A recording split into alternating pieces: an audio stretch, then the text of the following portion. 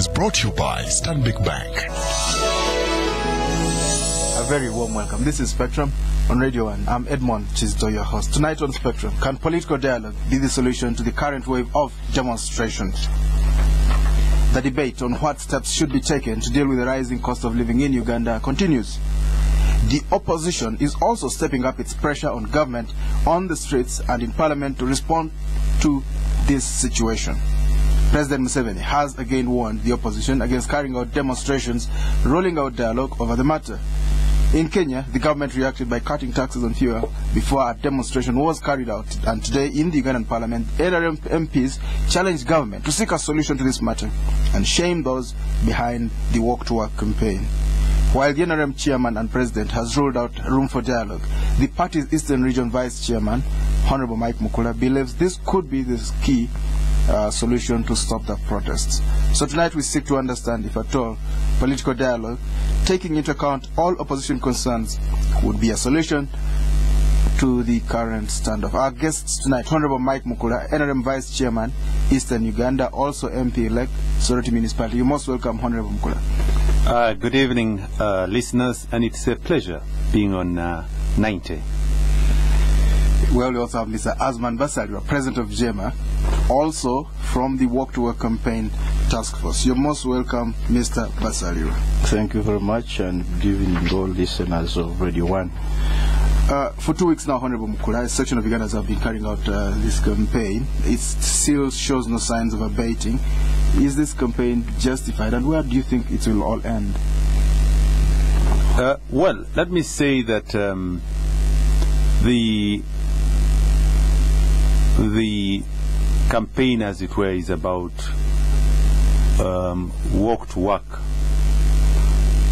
protest, and the opposition obviously has taken advantage of the fact that their clear position is that yes, there's been an increase of fuel in the market, both the diesel, petrol, and all the other products.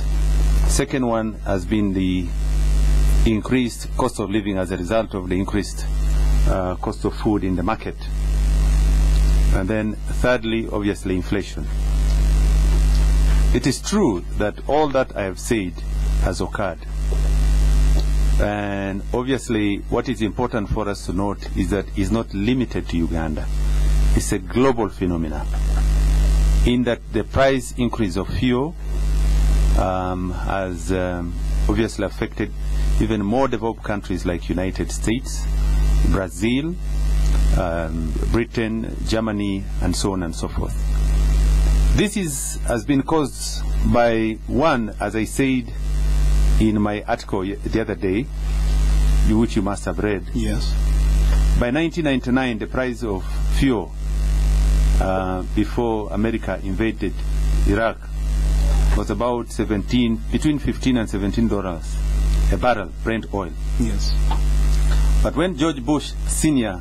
and General Schwarzkopf, who led that attack, Operation Desert Storm, the price of fuel all of a sudden rose well over 30 in the first attack, and by the time I think it settled, it was close to $100 a barrel.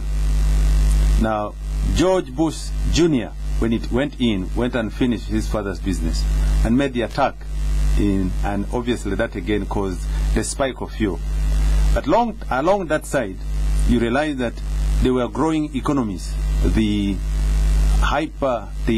growth in China and India had also a huge appetite for fuel. So the demand for fuel, oils in these developing economies went up, apart from obviously production. Now, of recent, way forward, the recent attack by the European countries, including America, with the instability which emerged in Libya, all of a sudden moved the fuel price from about $70 to today about $125 per barrel Brent oil. This is crude oil. Yes. Now, obviously, this has shaken the economies globally. But do not forget, between 2008 and now, world food prices have increased by 30%. Secondly, do not forget the cost of, for example, things like maize in the global market has increased by 77%.